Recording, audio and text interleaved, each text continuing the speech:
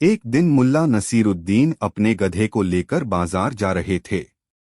रास्ते में कुछ गांव वाले उन्हें देखकर हंसने लगे। एक ने मजाक उड़ाते हुए कहा, मुल्ला, तुम्हारा गधा तुमसे ज्यादा अक्लमंद लगता है। मुल्ला मुस्कुराए और बोले, शायद तुम सही कह रहे हो, पर यह बात साबित कैसे होगी? गांव वाले ठहाका लगाकर बोले, अगर तुम्हारा गधा हमसे ज्यादा होशियार है तो साबित करो। मुल्ला को मजा आ गया। उन्होंने कहा, ठीक है, चलो एक परीक्षा करते हैं। अगर मेरा गधा जीत गया तो तुम सब इसे अक्लमंद मानोगे। मुल्ला ने एक कपड़े के अंदर कुछ छिपाया और गांव वालों से पूछा, बताओ इसमें क्या है? गांव वाले अनुमान लगाने लगे, गेहूं, चावल, कोई सिक्का, लेकिन कोई सही जवाब नहीं दे पाया। फिर मुल्ला ने वही कपड़ा गधे के पास रखा। गधा झुका, कपड़े को सूंघा और जोर से ढेंचू ढेंचू करने लगा। मुल्ला ने कपड़ा हटाया, अंदर घास थी। गांव वाले हैरान रह गए। गधा सही निकला। मुल्ला ने गांव वालों से पूछा, अगर दो रास्ते हों, एक लंबा लेकिन आरामदायक और दूसरा छोटा लेकिन कांटों भरा, तो कौन सा लोग चुनेंगे? गांव वाले बोले, छोटा रास्ता, जल्दी पहुंचने के लिए। फिर मुल्ला ने अपने गधे को दोनों रास्तों के सामने छोड़ दिया। गधे ने लंबा लेकिन आरामदायक रास्ता चुना। मुल्ला मुस्कुराए और बोले, देखा, इंसान जल्दबाजी में कांटों से भरा रास्ता चुनता है, लेकिन गधा धैर्य से सोचता है और आरामदायक रास्ता लेता है। गांव वाले अब थोड़े परेशान होने लगे। वे बोले, मुल्ला, एक आखिरी परीक्षा लो। मुल्ला ने गधे के सामने सोने का सिक्का और एक रोटी रखी। गधा बिना किसी संकोच के रोटी खाने लगा। मुल्ला बोले, देखो, इंसान पैसे के पीछे भागता है, लेकिन गधा जानता है कि पहले पेट भरना जरूरी है। गांव वाले सिर खुजाने लगे। उन्होंने सोचा कि शायद गधा ही ज्यादा अक्लमंद निकला। सीख। मुल्ला मुस्कुराए और बोले, दोस्तों, असली अक्ल वह होती है जो सही समय पर सही फैसला ले सके, चाहे इंसान हो या गधा। गांव वाले अपनी बेवकूफी पर हंस पड़े और बोले, आज हमें असली अक्लमंदी का मतलब समझ आ गया। तो बताओ, इंसान ज्यादा अक्लमंद या गधा? कहानी 2। मुल्ला नसीरुद्दीन के पड़ोस में एक आदमी रहता था जो हमेशा उनसे कुछ न कुछ मांगता ही रहता। कभी वह तेल मांगता, कभी आटा, कभी चाय, तो कभी कोई बर्तन। मुल्ला भले आदमी थे, इसलिए हर बार उसे बिना कुछ कहे सामान दे देते। लेकिन धीरे धीरे पड़ोसी की यह आदत बढ़ती चली गई। अब वह रोज कुछ न कुछ मांगने आने लगा, और मजे की बात यह थी कि जो चीज वह ले जाता वह वापस कभी नहीं करता। एक दिन पड़ोसी फिर आया और बोला, मुल्ला भाई, आपका बड़ा दिल है, मुझे आपकी कड़ाही उधार चाहिए। मुल्ला ने सोचा, अब इसे सबक सिखाने का समय आ गया है। उन्होंने मुस्कुराते हुए कड़ाही दे दी। 2 दिन बाद पड़ोसी लौटा और बोला, मुल्ला भाई, आपकी कड़ाही ने एक छोटी कड़ाही को जन्म दिया है। यह लीजिए, यह आपकी छोटी कड़ाही। मुल्ला ने अनजान बनते हुए कहा, अरे वाह, मेरी कड़ाही मां बन गई, बहुत बढ़िया। और उन्होंने छोटी कड़ाही रख ली। अब पड़ोसी को एक नया आइडिया आ गया।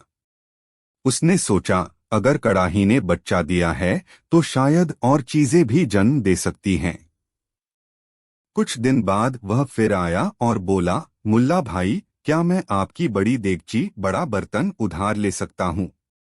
मुल्ला ने फिर हंसकर देगची दे दी। कुछ दिन बाद पड़ोसी लौटा और बोला, मुल्ला भाई, बधाई हो, आपकी देगची ने एक छोटी देगची को जन्म दिया। अब मुल्ला को मजा आने लगा। एक दिन पड़ोसी और ज्यादा लालच में आकर बोला, मुल्ला भाई, अगर आप अपनी सबसे बड़ी पीतल की हांडी मुझे उधार दे दें तो बड़ी मेहरबानी होगी। मुल्ला ने जानबूझकर बिना किसी संकोच के उसे अपनी सबसे महंगी हांडी दे दी। पड़ोसी सोच रहा था कि अब यह भी बच्चा देगी और वह फिर से मुफ्त में कुछ और पा जाएगा। लेकिन हफ्ते बीत गए और हांडी वापस नहीं आई। जब पड़ोसी को धैर्य न रहा तो वह खुद मुल्ला के घर पहुंचा और बोला, मुल्ला भाई, मेरी हांडी वापस नहीं दी आपने। मुल्ला ने दुखी चेहरे से कहा, अरे भाई, अफसोस की बात है, तुम्हारी हांडी मर गई। पड़ोसी चौंक गया और गुस्से में बोला, क्या बकवास कर रहे हो? भला हांडी कैसे मर सकती है? मुल्ला मुस्कुराते हुए बोले, अरे भाई, जब कड़ाही और देगची बच्चे दे सकती हैं तो हांडी भी मर सकती है। पड़ोसी समझ गया कि मुल्ला ने उसे उसकी ही चाल में फंसा दिया है। वह शर्मिंदा होकर चुपचाप चला गया और फिर कभी मुल्ला से कुछ उधार मांगने नहीं आया। मुल्ला ने हंसते हुए कहा, सिर्फ देना ही नहीं, कभी कभी अक्ल से वापस लेना भी आना चाहिए। कहानी 3। एक दिन मुल्ला नसीरुद्दीन बाजार में घूम रहे थे कि उनकी नजर एक शानदार घोड़े पर पड़ी। घोड़े का मालिक उसे बेच रहा था, लेकिन घोड़ा इतना खूबसूरत था कि मुल्ला को यकीन नहीं हुआ कि कोई इसे बेचना क्यों चाहेगा। मुल्ला ने घोड़े के मालिक से पूछा, यह इतना बढ़िया घोड़ा है, फिर इसे बेच क्यों रहे हो? मालिक ने बड़ी चतुराई से जवाब दिया, बस मुझे पैसों की जरूरत है, वरना भला मैं इसे क्यों बेचता। मुल्ला को लगा कि यह उनका भाग्य है। उन्होंने बिना ज्यादा सोचे समझे घोड़ा खरीद लिया और खुशी खुशी उसे लेकर घर आ गए। लेकिन जब उन्होंने घोड़े पर बैठकर उसे दौड़ाने की कोशिश की तो घोड़ा बिल्कुल हिला भी नहीं। मुल्ला ने हल्का चाबुक लगाया, फिर भी घोड़ा टस से मस नहीं हुआ। उन्होंने जोर से हाँकने की कोशिश की, मगर घोड़ा अपनी जगह से हिला तक नहीं। गुस्से में मुल्ला घोड़े के पुराने मालिक के पास गए और बोले, तुमने मुझे बेवकूफ बना दिया, यह घोड़ा तो चलता ही नहीं। मालिक हंसते हुए बोला, अरे जनाब, मैंने झूठ तो कुछ नहीं कहा था। मैंने सिर्फ यह नहीं बताया कि यह घोड़ा सिर्फ तब चलता है जब इसे भूख लगे। अब मुल्ला परेशान। उन्होंने घोड़े को भूखा रखने की कोशिश की ताकि जब भूख लगे तो वह चले, लेकिन जब घोड़े को भूख लगती तो वह सिर्फ खाने की तरफ भागता और कहीं और नहीं जाता। आखिरकार मुल्ला को समझ आ गया कि उन्होंने जल्दबाजी में सौदा कर लिया था। उन्होंने ठंडी सांस ली और मुस्कुराते हुए कहा, चलो, अब कम से कम मुझे पता है कि घोड़ा कहाँ जाएगा, सिर्फ खाने की तरफ। और इस तरह मुल्ला को फिर एक नई सीख मिल गई, सस्ते सौदे हमेशा फायदेमंद नहीं होते। कहानी 4। मुल्ला नसीरुद्दीन की बुद्धिमानी और हाजिर जवाबी के चर्चे पूरे गांव में थे। उसकी बातें कभी गहरे ज्ञान से भरी होती तो कभी इतनी मजेदार कि लोग हंसी से लोटपोट हो जाते। एक दिन गांव के कुछ लोग सोचने लगे कि क्या वाकई मुल्ला हर सवाल का जवाब दे सकता है। उनमें से एक व्यक्ति बोला, हम आज मुल्ला की परीक्षा लेंगे। उसे कुछ ऐसे सवाल पूछेंगे जिनका जवाब देना मुश्किल हो। देखते हैं वह क्या कहता है। सबको यह विचार पसंद आया और वे सीधे मुल्ला के पास पहुंच गए। पहला सवाल, सबसे ज्यादा तेज क्या चलता है? गांव के एक व्यक्ति ने पहला सवाल किया, मुल्ला बताओ, इस दुनिया में सबसे तेज क्या चलता है? मुल्ला ने जरा भी सोचे बिना जवाब दिया, सोच। सोच? वह कैसे? व्यक्ति ने आश्चर्य से पूछा। मुल्ला मुस्कुराया और बोला, देखो, तुम्हारी सोच पल भर में कहीं भी पहुंच सकती है, धरती के इस छोर से उस छोर तक, यहाँ से आसमान तक, और किसी के दिमाग में क्या चल रहा है वह भी सोच सकती है। क्या कोई घोड़ा या परिंदा इतनी तेजी से जा सकता है? लोग हंसने लगे और बोले, सच कहा मुल्ला। दूसरा सवाल, सबसे ज्यादा वजनदार चीज क्या है? दूसरे व्यक्ति ने सवाल किया, अच्छा बताओ, इस दुनिया में सबसे भारी चीज क्या है? मुल्ला ने मुस्कुराकर जवाब दिया, एक भूखा पेट। यह कैसे? मुल्ला बोला, अगर किसी का पेट भूखा हो तो वह पहाड़ से भी भारी लगने लगता है। भूख इंसान से कुछ भी करवा सकती है। वह सो नहीं सकता, आराम नहीं कर सकता, यहाँ तक कि ठीक से सोच भी नहीं सकता। तो बताओ इससे भारी और क्या होगा? गांव वाले उसकी चतुराई पर दंग रह गए और जोर से हंस पड़े। तीसरा सवाल, सबसे मीठी चीज क्या है? अब तीसरा व्यक्ति बोला, अच्छा, यह बताओ कि दुनिया में सबसे मीठी चीज क्या होती है? मुल्ला ने बिना रुके कहा, बातें। सब चौंक गए। बातें? मुल्ला ने समझाया, हाँ, अगर कोई अच्छे और मीठे शब्द बोलता है तो वह सबसे प्यारा लगता है, लेकिन अगर कोई कड़वे शब्द बोले तो शहद भी फीका लगने लगेगा। इसलिए सबसे मीठी चीज है बातें। गांव के लोग सिर हिलाने लगे। बिल्कुल सही कहा मुल्ला। चौथा सवाल, सबसे बेकार चीज क्या है? एक और व्यक्ति ने सवाल किया, तो फिर बताओ दुनिया में सबसे बेकार चीज क्या है? मुल्ला मुस्कुराया और बोला, ऐसा ज्ञान जो किसी के काम न आए। लोगों को जवाब इतना सही लगा कि वे ठहाके लगाने लगे। आखिरी सवाल, सबसे बड़ी मूर्खता क्या है? अब तक सब लोग मुल्ला की हाजिर जवाबी पर हैरान हो चुके थे, लेकिन एक व्यक्ति ने आखिरी सवाल पूछने की ठानी। तो मुल्ला, यह बताओ कि इस दुनिया में सबसे बड़ी मूर्खता क्या होती है? मुल्ला ने हंसते हुए जवाब दिया, मुझे बेवकूफ बनाने की कोशिश करना। सभी लोग पहले तो चुप हो गए, फिर जोर जोर से हंसने लगे। वे समझ गए कि मुल्ला की हाजिर जवाबी के आगे कोई टिक नहीं सकता। अंत में सीख। लोगों ने सोचा था कि वे मुल्ला से अजीबोगरीब सवाल पूछकर उसे परेशान करेंगे, लेकिन उल्टा उनकी खुद की परीक्षा हो गई। मुल्ला ने हर सवाल का इतना मजेदार और समझदारी भरा जवाब दिया कि हर कोई हंसते हंसते लोटपोट हो गया। आखिर में मुल्ला बोला, देखो भाइयों, सवाल पूछना अच्छी बात है, लेकिन उनका जवाब सुनने और समझने की भी आदत डालो।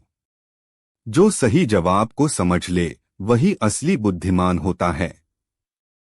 लोगों ने तालियां बजाईं और खुशी खुशी अपने घर लौट गए, लेकिन मुल्ला की मजेदार बातें हमेशा के लिए उनके दिलों में बस गईं।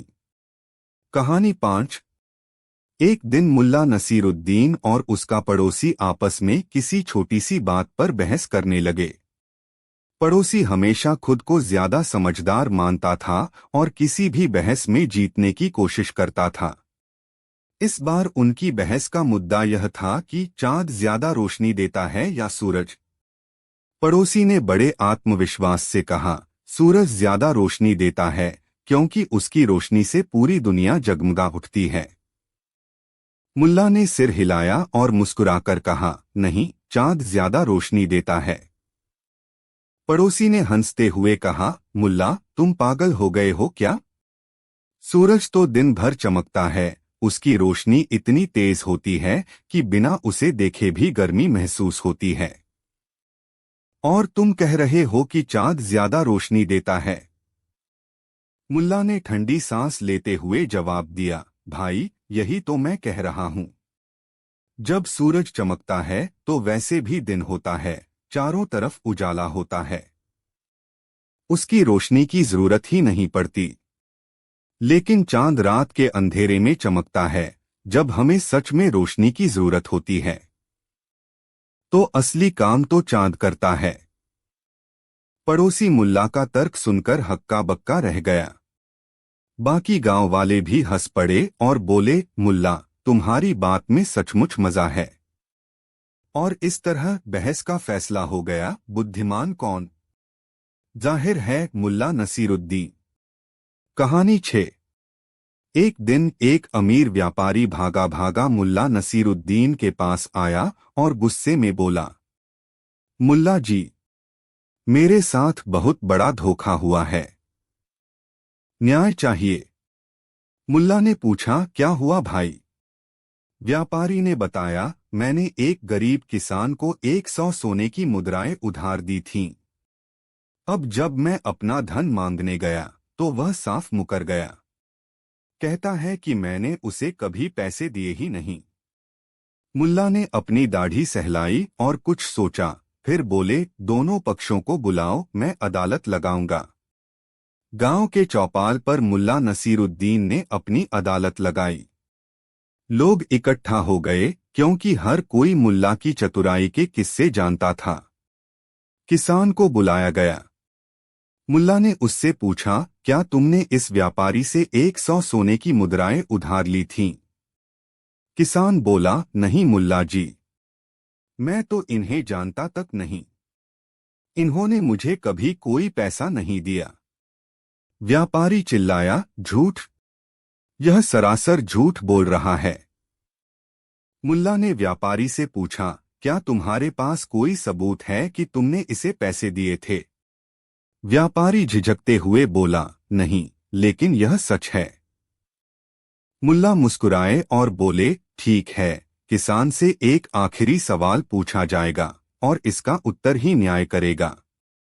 फिर मुल्ला ने किसान से गंभीर स्वर में पूछा, अच्छा बताओ, जब व्यापारी ने तुम्हें 100 सोने की मुद्राएं दी थीं, तब क्या हम किसी नदी के पास थे या किसी पेड़ के नीचे खड़े थे? किसान चौंक गया और बोला, नदी के पास। मुल्ला तुरंत व्यापारी की ओर मुड़े और बोले, अब तुम बताओ, क्या तुमने इसे पैसे किसी नदी के पास दिए थे? व्यापारी हड़बड़ा गया, नहीं, मैंने तो इसे अपनी दुकान में पैसे दिए थे। मुल्ला ने मुस्कुराते हुए कहा, तो फिर फैसला हो गया। किसान ने खुद ही मान लिया कि उसने पैसे लिए थे, लेकिन उसने तो यह बात भी मान ली जो सच ही नहीं थी। इसका मतलब यह है कि वह झूठ बोल रहा था। किसान का चेहरा पीला पड़ गया। वह कांपते हुए बोला, माफ करिए मुल्ला जी, सच में मैंने ही पैसे लिए थे। मुल्ला ने आदेश दिया, तुरंत व्यापारी का पैसा लौटाओ। गांव वालों की हंसी और मुल्ला की चतुराई। गांव के लोग हंस पड़े और बोले, वाह मुल्ला, क्या अक्लमंदी है। व्यापारी ने खुशी खुशी अपने पैसे लिए और किसान को उसकी गलती का सबक मिला। नैतिक शिक्षा। सच्चाई चाहे कितनी भी छिपाने की कोशिश की जाए, समझदारी से काम लिया जाए तो झूठ पकड़ा ही जाता है। कहानी 7। एक दिन मुल्ला नसीरुद्दीन बाजार घूमने निकला। उसके पास थोड़े ही पैसे थे, लेकिन वह देखना चाहता था कि लोग क्या बेच रहे हैं और बाजार में क्या चल रहा है। वह हर दुकान पर जाकर कुछ न कुछ देखता, भावताव करता और फिर आगे बढ़ जाता। दुकानदार भी उसे पहचानते थे, क्योंकि उसकी मजेदार हरकतों के कारण वह पूरे गांव में मशहूर था। बाजार के कुछ दुकानदार शरारती थे। वे लोगों को धोखा देकर ज्यादा मुनाफा कमाने की कोशिश करते थे। जब उन्होंने देखा कि मुल्ला बाजार में घूम रहा है, तो उन्होंने सोचा, क्यों न आज इस मजाकिया मुल्ला को मूर्ख बनाया जाए। एक मिठाई वाले ने कहा, अगर हम इसे चालाकी से बेवकूफ बना दें तो यह पूरे गांव में हमारी होशियारी की चर्चा करेगा। दूसरे दुकानदार ने सिर हिलाया, हाँ, और मजा तब आएगा जब यह खुद समझ ही नहीं पाएगा कि इसे मूर्ख बना दिया गया है। एक दुकानदार जो सूखे मेवे बेचता था, मुल्ला को बुलाकर बोला, मुल्ला, देखो, हमारे पास 2 तरह के बादाम हैं। एक बड़े और स्वादिष्ट और दूसरे छोटे लेकिन मीठे। बड़े बादाम महंगे हैं, लेकिन छोटे बादाम सस्ते हैं। मुल्ला ने कुछ देर सोचा। तभी दुकानदार ने हंसते हुए कहा, अगर तुम छोटे बादाम खरीदोगे तो तुम्हें बहुत फायदे में रहोगे, लेकिन अगर बड़े बादाम लोगे तो तुम्हें घाटा होगा।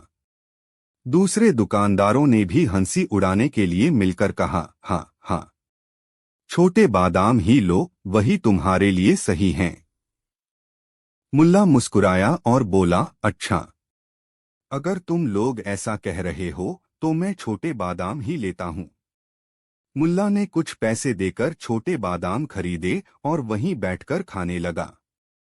जब भी कोई नया ग्राहक आता, दुकानदार उसे बड़े बादाम लेने के लिए समझाने लगते। मुल्ला यह सब ध्यान से देख रहा था। उसने धीरे से अपनी जेब से एक बादाम निकाला और जोर से कहा, अरे वाह! ये छोटे बादाम सच में बहुत स्वादिष्ट हैं। दुकानदार मुस्कुराने लगे, क्योंकि वे सोच रहे थे कि उन्होंने मुल्ला को बेवकूफ बना दिया। तभी मुल्ला ने भीड़ की ओर देखा और बोला, और सबसे मजेदार बात तो यह है कि छोटे बादाम खाने से दिमाग तेज हो जाता है। अब कुछ ग्राहक चौकन्ने हो गए। एक आदमी ने पूछा, सच? क्या छोटे बादाम खाने से सच में दिमाग तेज हो जाता है? मुल्ला ने गंभीरता से सिर हिलाया और कहा, बिल्कुल। देखो, मैंने छोटे बादाम खाए और तुरंत समझ गया कि इन दुकानदारों ने मुझे बेवकूफ बना दिया। इतना सुनते ही भीड़ हंसने लगी और दुकानदारों के चेहरे उतर गए।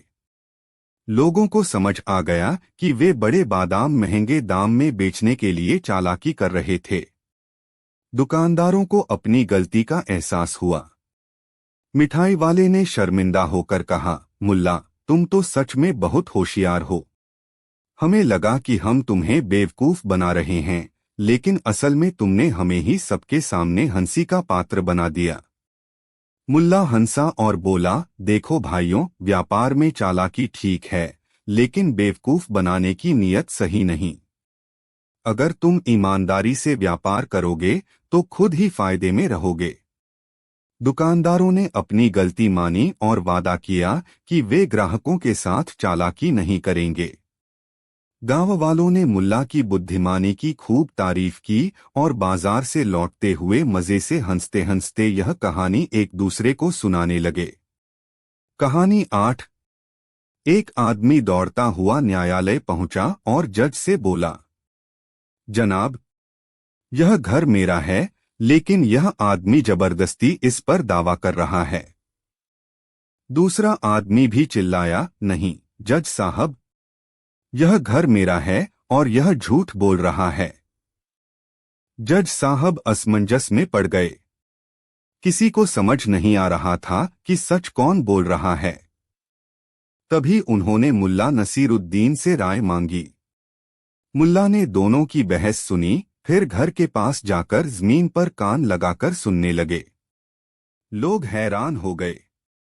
जज ने पूछा, मुल्ला, यह तुम क्या कर रहे हो? मुल्ला बोले, मैं यह जानने की कोशिश कर रहा हूं कि यह घर खुद क्या कहता है। जज ने हंसते हुए पूछा, अच्छा, तो इस घर ने क्या कहा? मुल्ला मुस्कुराए और बोले, यह घर कह रहा है कि यह किसी भी इंसान का नहीं है, बल्कि यह इंसान ही घर के हैं। यह घर कई पीढ़ियों से यहीं खड़ा है, लेकिन जो लोग इसका मालिक बनने का दावा कर रहे हैं, वे आएंगे और चले जाएंगे। मुल्ला की यह बात सुनकर पूरा न्यायालय हंस पड़ा। जज को समझ आ गया कि झगड़ा सिर्फ जिद और लालच का था। उन्होंने दोनों को फटकार लगाई और असली कागजात की जांच करवाकर सही मालिक को घर सौंप दिया। सीख, कभी कभी झगड़े बेकार के होते हैं। चीजों पर अधिकार जताने से अच्छा है कि हम समझदारी से सोचें और सच्चाई को अपनाएं। कहानी 9। गांव का एक खुला चौक, चारों ओर हरे भरे पेड़, बीच में एक चबूतरा और उस पर बैठे मुल्ला नसीरुद्दीन, गांव के सबसे चतुर व्यक्ति। गांव वाले हर रोज उनके पास आते, उनसे मजेदार बातें सुनते और उनकी चतुराई से प्रभावित होते। कोई उनसे सलाह मांगता, कोई उनसे बहस करने की कोशिश करता, लेकिन अंत में हमेशा मुल्ला ही जीतते। एक दिन गांव के कुछ नौजवानों ने सोचा, हमेशा मुल्ला हमें बेवकूफ बनाते हैं, क्यों न आज हम उन्हें बेवकूफ बनाएं। उन्होंने एक तरकीब सोची। गांव का सबसे चंचल युवक रहीम बोला, मुल्ला हमेशा कहते हैं कि वह हर सवाल का जवाब जानते हैं, तो क्यों न हम उनसे एक ऐसा सवाल पूछें जिसमें खुद वह फंस जाएं। बाकी लोग हंसने लगे। हाँ, लेकिन ऐसा सवाल क्या हो सकता है? रहीम ने शरारती हंसी हंसते हुए कहा, बस देखो आज मुल्ला कैसे खुद अपनी ही चाल में फंसते हैं। रहीम और बाकी नौजवान मुल्ला के पास गए। रहीम ने अदब से सलाम किया, मुल्ला साहब हम आपसे एक सवाल पूछना चाहते हैं। मुल्ला ने मुस्कुराकर जवाब दिया, पूछो पूछो। सवाल पूछने का कोई टैक्स नहीं लगता। रहीम ने बड़ी मासूमियत से पूछा, अगर कोई आदमी यह कहे कि आप बेवकूफ हैं तो आप क्या करेंगे? मुल्ला मुस्कुराए, अरे भाई मैं उसे समझाऊंगा कि वह गलत है। गांव वाले हंस पड़े। रहीम ने दूसरा सवाल पूछा, और अगर दूसरा आदमी भी यही कहे? मुल्ला ने जवाब दिया, तो मैं उसे भी समझाऊंगा। रहीम ने हंसते हुए कहा, और अगर पूरा गांव कहे कि आप बेवकूफ हैं तो? अब मुल्ला थोड़ा रुके। गांव वाले उत्सुकता से उनका जवाब सुनने लगे। मुल्ला ने थोड़ा सोचकर कहा, तो फिर शायद मैं सच में बेवकूफ ही होऊंगा। गांव में ठहाके गूंज उठे। मुल्ला को एहसास हुआ कि वह खुद ही अपने शब्दों में उलझ गए थे। गांव में सब जगह यह चर्चा होने लगी कि मुल्ला ने खुद मान लिया कि वह बेवकूफ हैं। यह सुनकर मुल्ला झुंझला गए, अरे मैं तो मजाक कर रहा था।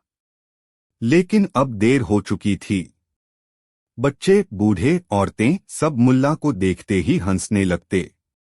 गली से गुजरते ही कोई कहता, देखो सबसे चतुर आदमी ने खुद को बेवकूफ मान लिया। अब मुल्ला सोच में पड़ गए, यह तो बड़ा भारी धोखा हो गया। मुझे इस हालात से निकलना होगा। मुल्ला ने सोचा, जिस चाल में मैं फंसा हूं उसी चाल से निकलना पड़ेगा। अगले दिन वह फिर चबूतरे पर बैठे। गांव के लोग फिर इकट्ठा हो गए, इस उम्मीद में कि आज भी कोई मजेदार बात होगी। मुल्ला ने खुद ही हंसकर कहा, हाँ हाँ मैं बेवकूफ हूं। लेकिन क्या तुम जानते हो कि मैं दुनिया का सबसे समझदार बेवकूफ हूं? गांव वाले चौंक गए, वह कैसे? मुल्ला ने गंभीर होते हुए कहा, सुनो, समझदार इंसान वह होता है जो अपनी गलती मान ले। अब अगर मैंने खुद को बेवकूफ मान लिया तो इसका मतलब मैं अपनी गलती मानने वाला सबसे समझदार इंसान हूं। गांव वाले एक दूसरे की शक्ल देखने लगे। मुल्ला ने आगे कहा, अब बताओ, जो अपनी गलती को मानकर खुद को समझदार साबित कर दे वह असल में बेवकूफ होता है या चतुर? गांव वाले चुप। रहीम ने धीरे से कहा, तो इसका मतलब मुल्ला अब भी सबसे चतुर निकले। गांव में ठहाके गूंज उठे। अब लोग फिर से मान गए कि मुल्ला को हराना नामुमकिन है। रहीम ने हंसते हुए कहा, मुल्ला आज आपने खुद को बेवकूफ बना तो लिया था, लेकिन आखिर में फिर जीत भी आपकी ही हुई। मुल्ला मुस्कुराए, बस यही तो असली चालाकी है। गांव वालों ने तालियां बजाईं और इस तरह एक बार फिर मुल्ला अपनी ही गलती से बच निकले। सीख, सबसे बड़ा समझदार वह होता है जो अपनी गलती मानकर उससे कुछ सीख ले। अगर आप फंस भी जाएं तो हिम्मत और दिमाग से रास्ता निकाल सकते हैं। हंसी मजाक में भी चतुराई छिपी होती है। कहानी 10। दरबार लगा था। राजा अपने सिंहासन पर बैठे थे और उनके सामने खड़े थे मुल्ला नसरुद्दीन, वही चतुर और मजाकिया विदूषक जिसकी बुद्धिमत्ता के चर्चे पूरे राज्य में थे। राजा ने मुस्कुराते हुए कहा, नसरुद्दीन, आज मेरा मन हल्का करने का है, चलो एक खेल खेलते हैं। मैं तुमसे अजीबोगरीब सवाल पूछूंगा और तुम्हें फौरन जवाब देना होगा। लेकिन अगर तुम एक भी सवाल का जवाब न दे पाए तो तुम्हें दरबार में सबके सामने 100 कोड़े खाने होंगे। दरबार में सन्नाटा छा गया, लेकिन नसरुद्दीन बेफिक्र थे। उन्होंने अपनी टेढ़ी टोपी ठीक की, मूंछों पर ताव दिया और बोले, हुजूर, अगर मेरे जवाब से आप संतुष्ट न हुए तो मुझे क्या इनाम मिलेगा? राजा ठहाका मारकर हंसे, अगर तुम सभी सवालों का जवाब दे पाए तो मैं तुम्हें 100 अशर्फिया दूंगा। अब खेल शुरू हुआ। पहला सवाल। राजा ने पूछा, ए नसरुद्दीन, ये बताओ कि ये दुनिया गोल है या चपटी। नसरुद्दीन मुस्कुराए और बोले, हुजूर, ये इस बात पर निर्भर करता है कि आप गरीब हैं या अमीर। अमीरों की दुनिया गोल है क्योंकि वे जहां चाहें घूम सकते हैं, और गरीबों की दुनिया चपटी क्योंकि उनकी जिंदगी सीधी चलती है, सुबह उठो, काम पर जाओ और रात को सो जाओ। राजा हंसे और बोले, वाह, लेकिन ये तो आसान था। अब अगला सवाल। दूसरा सवाल। राजा ने पूछा, बताओ मेरी उम्र कितनी है। नसरुद्दीन ने बिना देर किए जवाब दिया, हुजूर, आपकी उम्र वही है जितनी आपकी हड्डियां बता रही हैं। अगर आपको दौड़ते वक्त सांस फूलती है तो आप 40 के हैं। अगर सीढ़ियां चढ़ते वक्त घुटने दुखते हैं तो आप 50 के हैं। और अगर आपको रोज सुबह उठकर कोई ना कोई दर्द महसूस होता है तो आप 60 पार कर चुके हैं। राजा और दरबारियों की हंसी छूट गई। राजा बोले, चतुर हो, लेकिन अगला सवाल अब और कठिन होगा। तीसरा सवाल। राजा ने पूछा, बताओ दुनिया का सबसे बड़ा पागल कौन है। नसरुद्दीन मुस्कुराए, फिर धीरे से बोले, हुजूर, ये बताने से पहले मैं आपसे एक सवाल पूछना चाहता हूँ। राजा ने भौहें चढ़ाकर कहा, पूछो। नसरुद्दीन बोले, अगर कोई आदमी अपना कीमती खजाना बिना वजह दूसरों को बांट दे और खुद भूखा रहे तो क्या आप उसे समझदार कहेंगे। राजा ने सिर हिलाया, बिल्कुल नहीं, वो तो मूर्ख होगा। नसरुद्दीन ने शरारती मुस्कान के साथ कहा, तो फिर हुजूर, सबसे बड़ा पागल कौन है, ये आप खुद ही सोच लीजिए। दरबार में एक पल के लिए सन्नाटा छा गया। फिर राजा और दरबारी जोर जोर से हंसने लगे। राजा ने कहा, तुम तो बड़े चालाक हो नसरुद्दीन, लेकिन मेरा अगला सवाल तुम्हें चुप करा देगा। और राजा ने ऐसा सवाल पूछा जिसने पूरे दरबार को हैरान कर दिया। नसरुद्दीन ने जवाब दिया तो, लेकिन उनके जवाब ने राजा को सोचने पर मजबूर कर दिया। लेकिन वो सवाल क्या था और नसरुद्दीन का जवाब कैसा था, यह जानने के लिए देखिए अगला भाग, जब नसरुद्दीन ने राजा को सिखाया लालच का सबक। दरबार में हंसी ठिठोली का माहौल था। राजा और नसरुद्दीन के बीच सवाल जवाब का अनोखा खेल जारी था। राजा अब तक नसरुद्दीन की चतुराई से प्रभावित थे, लेकिन उन्हें लगा कि अब वे ऐसा सवाल पूछेंगे जिससे नसरुद्दीन निरुत्तर हो जाएंगे। राजा ने मुस्कुराते हुए कहा, नसरुद्दीन, अब मेरा अगला सवाल सुनो। बताओ दुनिया में सबसे बड़ा मूर्ख कौन होता है। दरबार में सन्नाटा छा गया। सभी जानना चाहते थे कि नसरुद्दीन इस सवाल का क्या जवाब देंगे। नसरुद्दीन ने अपनी मूंछों पर ताव दिया, चारों तरफ देखा, फिर धीरे से बोले, हुजूर, इसका जवाब देने से पहले मैं आपसे एक सवाल पूछ सकता हूँ। राजा ने सिर हिलाया, पूछो। नसरुद्दीन बोले, अगर कोई आदमी मेहनत करके खूब सारा सोना इकट्ठा करे, उसे रोज गिने, लेकिन कभी खर्च न करे और भूखा रहे, तो आप उसे क्या कहेंगे। राजा हंसे, बिल्कुल मूर्ख। जो चीज काम में न आए उसका क्या फायदा। नसरुद्दीन ने मुस्कुराकर कहा, तो हुजूर, अब आप खुद ही सोच लीजिए कि दुनिया का सबसे बड़ा मूर्ख कौन है। राजा कुछ समझे नहीं। उन्होंने भौहें चढ़ाकर पूछा, मतलब। नसरुद्दीन ने चारों तरफ देखा, फिर रहस्यमयी अंदाज में बोले, इस दरबार में जितने लोग बैठे हैं उनमें से कितनों के पास बहुत धन संपत्ति है, लेकिन फिर भी वे और पाने के लालच में परेशान रहते हैं। कितने लोग हैं जो सोने चांदी को तिजोरी में बंद कर देते हैं, लेकिन उसे कभी अपनी खुशी के लिए खर्च नहीं करते। दरबार में हलचल मच गई।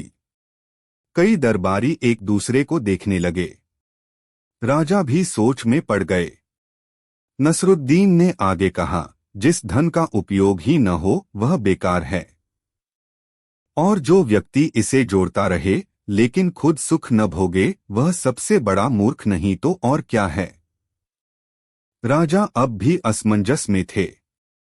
उन्होंने तुरंत एक और सवाल दाग दिया, तो क्या तुम कहना चाहते हो कि धन इकट्ठा करना गलत है? नसरुद्दीन ने सिर हिलाया, नहीं हुजूर, धन बुरा नहीं है, लेकिन धन का लालच बुरा है। जो अपने धन का सही उपयोग नहीं करता, जो दूसरों की मदद नहीं करता और जो सिर्फ संग्रह करने में लगा रहता है, वह असल में सबसे बड़ा मूर्ख होता है। राजा ने गहरी सांस ली। उनके चेहरे पर सोच की लकीरें उभर आईं। उन्होंने आज पहली बार इस तरह सोचा था। लेकिन तभी एक दरबारी उठा और बोला, अगर ऐसा है तो बताइए, दुनिया का सबसे अमीर आदमी कौन है? अब सबकी निगाहें नसरुद्दीन पर थीं। क्या नसरुद्दीन के पास इस सवाल का भी जवाब था? और अगर हां तो उसका जवाब क्या था? यह जानने के लिए देखिए अगला भाग, राजा की पहेली, कौन है सबसे अमीर आदमी? दरबार में सन्नाटा था। नसरुद्दीन की बातों ने सबको सोचने पर मजबूर कर दिया था। लेकिन तभी एक दरबारी खड़ा हुआ और उसने राजा से कहा, हुजूर, अगर नसरुद्दीन को इतनी ही अक्ल है तो इनसे पूछिए, दुनिया का सबसे अमीर आदमी कौन है? राजा को ये सवाल पसंद आया। उन्होंने मुस्कुराकर नसरुद्दीन की तरफ देखा और बोले, तो नसरुद्दीन बताओ, हमारे राज्य में सबसे अमीर आदमी कौन है? नसरुद्दीन ने अपनी टेढ़ी टोपी को थोड़ा सीधा किया, मूंछों पर ताव दिया और बोले, हुजूर, इसका जवाब देने से पहले मैं आपको एक छोटी सी कहानी सुनाना चाहता हूँ। राजा ने रुचि लेते हुए कहा, बिल्कुल, सुनाओ। बहुत समय पहले एक धनी सेठ था। उसके पास अकूत धन संपत्ति थी, सोने चांदी से भरी तिजोरियां, शानदार घोड़े, बड़े बड़े मकान और ढेरों नौकर चाकर। लेकिन फिर भी वह हमेशा दुखी रहता। वह हर दिन चिंता करता कि कहीं उसका धन चोरी न हो जाए, कहीं कोई उसे ठग न ले, कहीं कोई उससे ज्यादा अमीर न बन जाए। वहीं उसी नगर में एक गरीब किसान था। वह रोज खेतों में काम करता, मेहनत की रोटी खाता, अपनी बीवी बच्चों के साथ हंसता खेलता और चैन की नींद सोता। एक दिन सेठ ने उस किसान को खुश देखकर सोचा, कैसे हो सकता है कि मेरे पास इतनी संपत्ति है फिर भी मैं दुखी हूँ, और यह गरीब आदमी कुछ नहीं होते हुए भी इतना खुश है। वह किसान के पास गया और उससे पूछा, तुम्हारे पास न ढेर सारा धन है, न नौकर चाकर, फिर भी तुम इतना खुश कैसे रहते हो? किसान हंसा और बोला, क्योंकि मेरे पास जो कुछ है मैं उसी में संतुष्ट हूँ। मैं दिन भर मेहनत करता हूँ, अपनों के साथ समय बिताता हूँ और मुझे किसी बात की चिंता नहीं होती। नसरुद्दीन ने कहानी खत्म की और राजा की तरफ देखा, तो हुजूर, आप ही बताइए, इस कहानी में सबसे अमीर आदमी कौन था? वह सेठ जिसके पास अकूत धन था लेकिन चैन नहीं, या वह गरीब किसान जो हर दिन खुशी से जीता था? राजा ने लंबी सांस ली और कहा, बेशक वह किसान ही सबसे अमीर था। नसरुद्दीन ने मुस्कुराते हुए कहा, तो फिर हुजूर, असली अमीरी धन से नहीं बल्कि संतोष से नापी जाती है। सबसे अमीर वह है जिसे और पाने की भूख न हो, बल्कि जो अपने पास मौजूद चीजों में खुश रह सके। दरबार में हलचल मच गई। कई दरबारी आपस में बातें करने लगे। कुछ के चेहरे लज्जा से झुक गए, क्योंकि वे जानते थे कि वे खुद लालच में डूबे थे। राजा ने नसरुद्दीन की बातों को ध्यान से सुना और फिर धीरे से मुस्कुराए। फिर उन्होंने आखिरी सवाल पूछा, ठीक है नसरुद्दीन, लेकिन अगर संतोष ही असली दौलत है तो बताओ, दुनिया में सबसे ज्यादा गरीब कौन है? अब सबकी निगाहें फिर से नसरुद्दीन पर टिक गईं। क्या नसरुद्दीन इस मुश्किल सवाल का जवाब दे पाएंगे? अगर संतोष सबसे बड़ी दौलत है तो फिर असली गरीबी किसे कहा जाएगा? यह जानने के लिए देखिए अगला भाग, राजा और नसरुद्दीन की न्याय की परीक्षा। दरबार में शांति थी। राजा की आखिरी पहेली ने सभी को सोचने पर मजबूर कर दिया था। राजा ने दोबारा अपना सवाल दोहराया, नसरुद्दीन, अगर संतोष ही असली अमीरी है तो फिर दुनिया में सबसे गरीब आदमी कौन है? नसरुद्दीन मुस्कुराए, फिर बोले, हुजूर, इसका जवाब देने से पहले मैं आपको एक सच्ची घटना सुनाना चाहता हूँ। राजा ने रुचि लेते हुए कहा, जरूर, सुनाओ। एक बार एक साधु ने राजा के दरबार में आकर कहा, महाराज, मैं जानता हूँ कि आप बहुत न्यायप्रिय हैं, लेकिन मैं देखना चाहता हूँ कि जब आपके सामने एक ऐसा मुकदमा आए जिसमें सही गलत का फैसला करना मुश्किल हो, तब आप क्या करेंगे? राजा मुस्कुराए और बोले, बिल्कुल, मुझे न्याय करने में आनंद आता है। बताओ, क्या समस्या है? साधु ने कहा, कल एक धनी सेठ और एक गरीब किसान मेरे पास आए। सेठ कह रहा था कि किसान ने उसका सोने का सिक्का चुरा लिया, और किसान कह रहा था कि उसे यह सिक्का रास्ते में पड़ा मिला।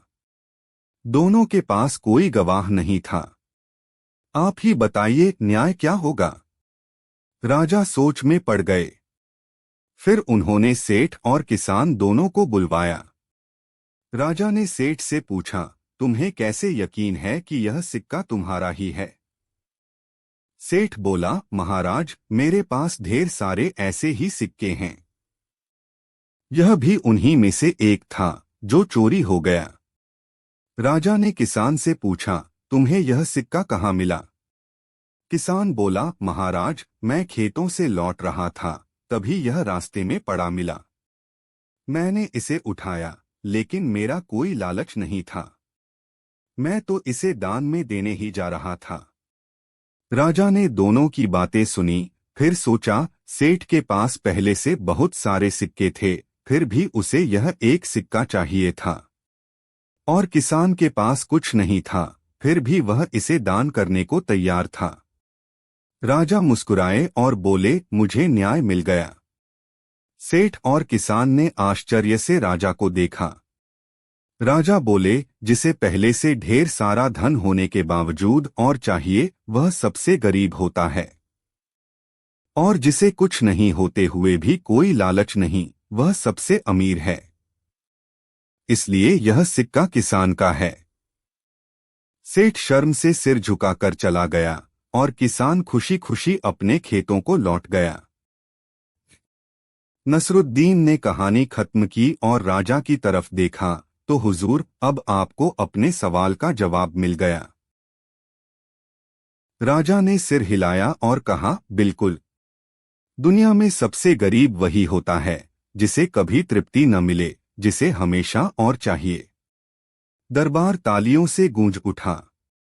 लेकिन तभी एक दरबारी उठा और बोला, अगर यही न्याय का असली रूप है तो बताइए, सबसे अच्छा न्याय कौन कर सकता है, राजा, विद्वान या आम आदमी? अब सबकी निगाहें फिर से नसरुद्दीन पर थीं। क्या नसरुद्दीन इस मुश्किल सवाल का भी जवाब दे पाएंगे? अगर न्याय राजा का कर्तव्य है, तो क्या सबसे अच्छा न्याय वही कर सकता है, या कोई और? यह जानने के लिए देखिए अगला भाग, राजा की 3 जादुई पहेलियां और नसरुद्दीन की समझदारी। राजा अब तक नसरुद्दीन की हाजिर जवाबी और चतुराई से प्रभावित हो चुके थे, लेकिन वे उसे एक आखिरी परीक्षा में डालना चाहते थे। राजा ने कहा, नसरुद्दीन, तुम्हारी बुद्धिमानी को लेकर कोई संदेह नहीं, लेकिन अब मैं तुम्हें 3 ऐसी जादुई पहेलियां दूंगा जिनका जवाब केवल वही दे सकता है जो न्याय और बुद्धि दोनों को बराबर समझता हो। अगर तुम सही जवाब नहीं दे पाए तो तुम्हें दरबार में सबके सामने अपनी टोपी उतारनी होगी। दरबार में सरगोशियां होने लगीं। यह चुनौती आसान नहीं थी, लेकिन नसरुद्दीन हमेशा की तरह बेफिक्र मुस्कुराए और बोले, हुजूर, अगर मैं तीनों के सही जवाब दे दूं तो क्या इनाम मिलेगा? राजा ने हंसकर कहा, अगर तुम सही जवाब दे पाए तो मैं तुम्हें अपना न्यायाधीश बना दूंगा। पहली पहेली। राजा ने पूछा, एक गांव में दो आदमी रहते थे, एक अमीर लेकिन झूठा और दूसरा गरीब लेकिन ईमानदार। दोनों एक मुकदमा लेकर राजा के पास आए। अमीर आदमी ने राजा को ढेर सारे उपहार दिए और कहा कि गरीब आदमी ने उसका खेत चुरा लिया है। गरीब आदमी के पास कोई गवाह नहीं था। बताओ, राजा को किसकी बात माननी चाहिए?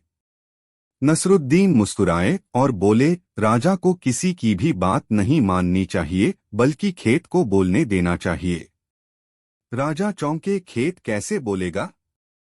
नसरुद्दीन ने समझाया, राजा को खेत पर जाना चाहिए और गांव वालों से पूछना चाहिए कि वहां वर्षों से कौन काम कर रहा था।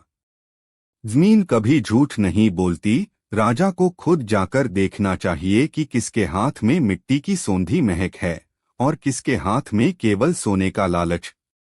राजा मुस्कुराए, बहुत बढ़िया, तुमने पहली पहेली हल कर ली। अब दूसरी पहेली सुनो। दूसरी पहेली। राजा ने पूछा, अगर दो आदमियों के पास एक ही चीज हो, लेकिन उनमें से एक उस चीज को संभाल कर रखे और दूसरा उसे दूसरों में बांट दे, तो उनमें से असली मालिक कौन है? नसरुद्दीन ने बिना देर किए जवाब दिया, जिसने बांट दिया वही असली मालिक है। राजा ने भौहें चढ़ाकर पूछा, कैसे? नसरुद्दीन मुस्कुराए, राजा जब अपनी प्रजा को न्याय देता है तो क्या वह राजा बना रहता है या गरीब हो जाता है? राजा बोले, बेशक वह और बड़ा राजा बनता है। नसरुद्दीन बोले, तो वही नियम हर चीज पर लागू होता है। जो अपनी संपत्ति को दूसरों में बांटता है वही असली मालिक होता है, क्योंकि वह उसे सार्थक बनाता है। जो सिर्फ इकट्ठा करता है वह मालिक नहीं, बल्कि तिजोरी का पहरेदार होता है। राजा अब प्रभावित हो चुके थे। उन्होंने आखिरी पहेली पूछने का फैसला किया।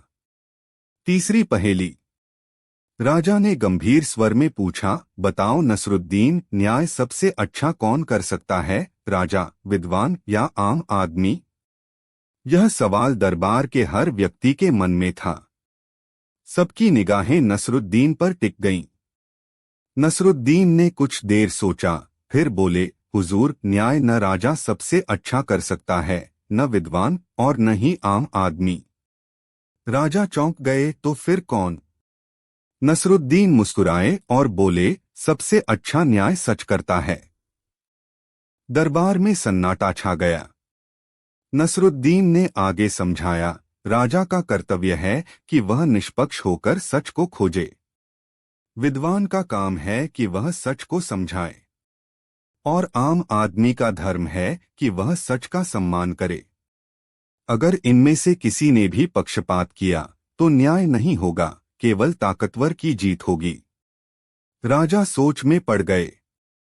उन्होंने अपनी तलवार को देखा और फिर नसरुद्दीन को। राजा का निर्णय। राजा ने गहरी सांस ली और खड़े होकर बोले, नसरुद्दीन, तुमने अपनी बुद्धि और तर्क से तीनों पहेलियां हल कर दी। इसलिए जैसा वादा किया था, मैं तुम्हें अपने दरबार का न्यायाधीश बनाता हूं। दरबार तालियों से गूंज उठा। लेकिन तभी एक दरबारी खड़ा हुआ और बोला, अगर नसरुद्दीन सचमुच न्यायाधीश बनने लायक हैं, तो क्या वे एक ऐसी पहेली का उत्तर दे सकते हैं जिसे अब तक कोई हल नहीं कर सका? अब सबकी निगाहें फिर से नसरुद्दीन पर थीं। आखिर कौन सी थी वह पहेली जिसे कोई हल नहीं कर सका? क्या नसरुद्दीन इस आखिरी परीक्षा में भी सफल होंगे? यह जानने के लिए देखिए अगला भाग, जब नसरुद्दीन के सामने आई सबसे कठिन पहेली। नसरुद्दीन को राजा के न्यायाधीश के रूप में स्वीकार कर लिया गया था, लेकिन दरबार में अभी भी कुछ दरबारी उनकी बुद्धिमत्ता को लेकर संदेह कर रहे थे। तभी एक बुजुर्ग मंत्री खड़ा हुआ और बोला, राजा, नसरुद्दीन अब तक हर पहेली का उत्तर दे चुके हैं, लेकिन क्या वे इस सबसे कठिन पहेली को हल कर पाएंगे?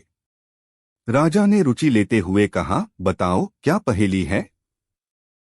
मंत्री ने गहरी सांस ली और बोले, अगर दो लोग एक ही अपराध के दोषी हों, लेकिन एक अमीर और दूसरा गरीब हो, तो न्याय कैसे किया जाए? दरबार में सन्नाटा छा गया। यह सवाल सीधा नहीं था।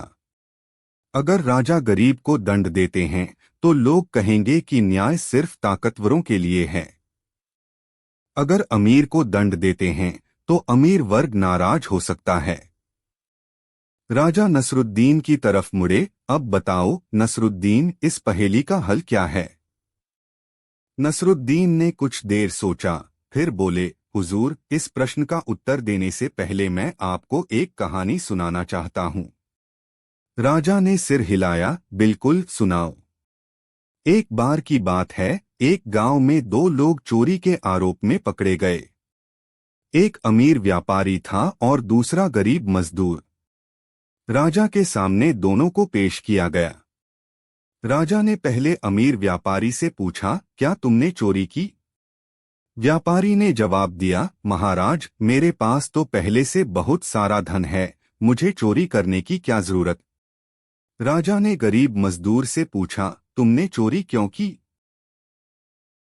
मजदूर बोला, महाराज, मेरा परिवार भूखा था, इसलिए मजबूरी में मैंने चोरी की। राजा सोच में पड़ गए। गरीब मजबूरी में चोरी कर रहा था और अमीर झूठ बोलकर बचने की कोशिश कर रहा था। नसरुद्दीन राजा की तरफ देखकर बोले, हुजूर, अब बताइए इन दोनों में बड़ा अपराधी कौन है?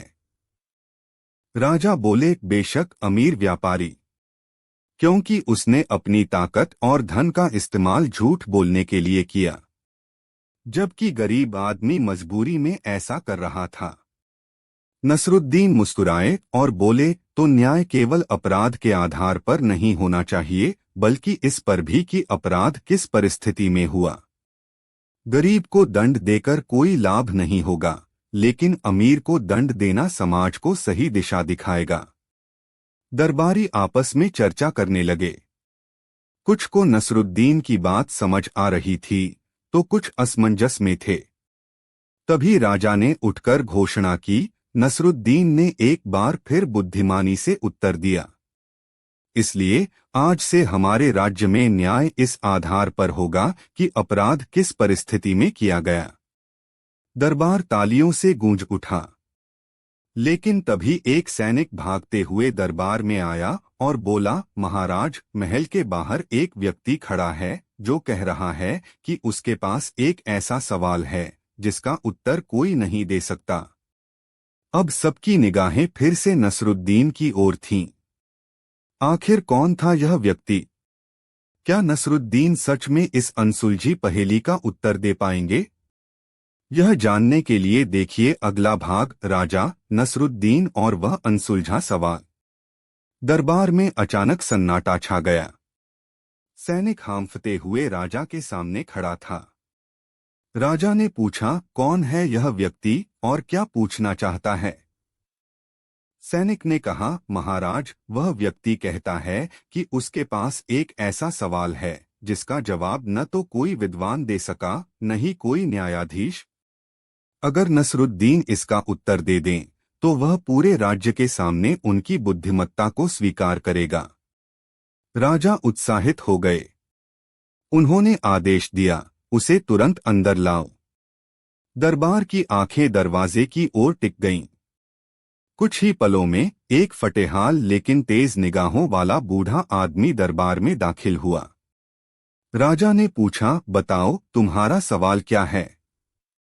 बूढ़ा आदमी मुस्कुराया और बोला, महाराज, मेरा सवाल सरल है, लेकिन इसका उत्तर देने वाला अब तक कोई नहीं मिला। नसरुद्दीन ने जिज्ञासा से कहा, तो फिर देर किस बात की? सवाल पूछिए। बूढ़े ने गहरी आवाज में कहा। एक राजा, एक भिखारी और एक व्यापारी नदी पार कर रहे थे। अचानक एक तूफान आया और तीनों की नाव डूब गई। राजा का ताज बह गया, व्यापारी का सोना डूब गया और भिखारी की रोटी पानी में गिर गई। अब बताओ इनमें से सबसे बड़ा नुकसान किसका हुआ? दरबारियों ने एक दूसरे की तरफ देखा। सवाल जितना आसान लग रहा था, उतना ही उलझा हुआ भी था। राजा ने सोचा, मेरा ताज सबसे अनमोल था। व्यापारी ने सोचा, मेरा सोना तो पूरे राज्य की दौलत के बराबर था। भिखारी ने सोचा, मेरी रोटी ही मेरी जिंदगी थी। अब सबकी निगाहें नसरुद्दीन पर थीं। नसरुद्दीन मुस्कुराए और बोले, इस सवाल का जवाब परिस्थितियों पर निर्भर करता है। राजा को सबसे ज्यादा चिंता अपने ताज की होगी, क्योंकि बिना ताज के उसे राजा नहीं माना जाएगा। व्यापारी अपने सोने के लिए रोएगा, क्योंकि बिना धन के वह कुछ नहीं। लेकिन भिखारी की रोटी ही उसका जीवन थी, इसलिए सबसे बड़ा नुकसान उसी का हुआ। बूढ़ा आदमी सिर हिलाते हुए बोला, गलत। राजा नया ताज बनवा सकता था, व्यापारी दोबारा धन कमा सकता था और भिखारी को कोई और रोटी दे सकता था। लेकिन असली नुकसान उस नाव का हुआ जो तीनों को पार लगा सकती थी। दरबार में सन्नाटा छा गया। नसरुद्दीन जरा भी विचलित नहीं हुए। उन्होंने हंसते हुए कहा, बिल्कुल सही कहा। लेकिन असली सवाल यह है कि नाव क्यों डूबी? बूढ़ा चौंका, क्या मतलब? नसरुद्दीन बोले, अगर राजा, व्यापारी और भिखारी एक ही नाव में सवार थे तो इसका मतलब है कि वे बराबर थे। लेकिन जब मुसीबत आई तो सबने सिर्फ अपने नुकसान के बारे में सोचा, किसी ने नाव को बचाने की कोशिश नहीं की। यही असली नुकसान था। बूढ़ा आदमी ठहाका मारकर हंसा और बोला, तुम्हारा जवाब अब तक के सबसे अनोखे उत्तरों में से एक है। मैं स्वीकार करता हूं कि तुम दुनिया के सबसे बुद्धिमान व्यक्ति हो। राजा ने भी मुस्कुराकर कहा, नसरुद्दीन, तुम सच में चमत्कारी बुद्धि के धनी हो। लेकिन फिर हुआ कुछ अजीब। तभी बूढ़ा आदमी आगे आया और फुसफुसाया, अगर तुम सच में सबसे बुद्धिमान हो तो मेरे दूसरे सवाल का जवाब दो, अगर कोई व्यक्ति बिना पानी के डूब सकता है तो वह कौन है? नसरुद्दीन का चेहरा गंभीर हो गया। यह सवाल पहले वाले से भी ज्यादा रहस्यमयी था। आखिर क्या था इस सवाल का जवाब? क्या नसरुद्दीन इसका भी उत्तर दे पाएंगे? जानने के लिए देखिए अगला भाग, नसरुद्दीन और वह रहस्यमयी बूढ़ा। दरबार में एक अजीब सन्नाटा छा गया। सबकी निगाहें नसरुद्दीन पर टिक गईं। बूढ़े आदमी ने जो सवाल पूछा था वह किसी पहेली से कम नहीं था। अगर कोई व्यक्ति बिना पानी के डूब सकता है तो वह कौन है?